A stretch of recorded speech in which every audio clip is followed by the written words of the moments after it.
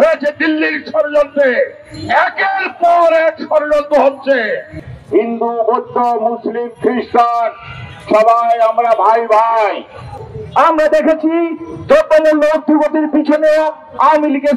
আপনারা জানেন গত দুদিন আগে ওই চট্টগ্রামে নৃশংসভাবে একজন আইনজীবীকে হত্যা করা হয়েছে।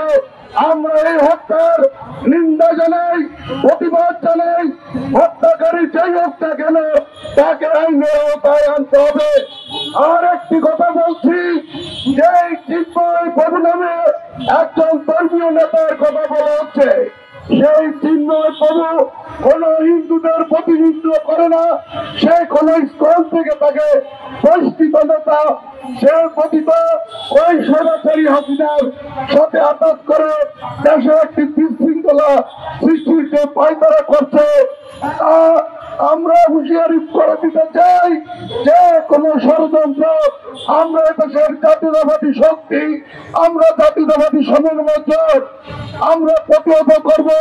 যে সাইফুল ইসলাম আলিফকে হত্যা করে হয়েছে একজন সিনিয়র আইনজীবীকে, এই হত্যার নির্লজ্জ দিল্লি বসে হয়েছে। এই জাতি জানে এই হত্যা হয়েছে দিল্লির ষড়যন্ত্রে, একের পর এক ষড়যন্ত্র হচ্ছে।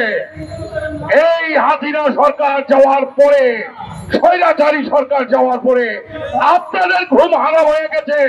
11 কোটি জাতিকে নিয়ে আপনারা ষড়যন্ত্র করছেন। 11 কোটি মানুষ যদি জেগে ওঠে তাহলে আপনাদের দিল্লির মস্তক কেঁপে যাবে। অনেক আপনাদের হুঁশিয়ার করে দিচ্ছি যে আপনারা দয়া করে এই ষড়যন্ত্র থেকে বন্ধ করুন, অন্যথায় গোটা জাতি আপনাদের বিরুদ্ধে খেপবে।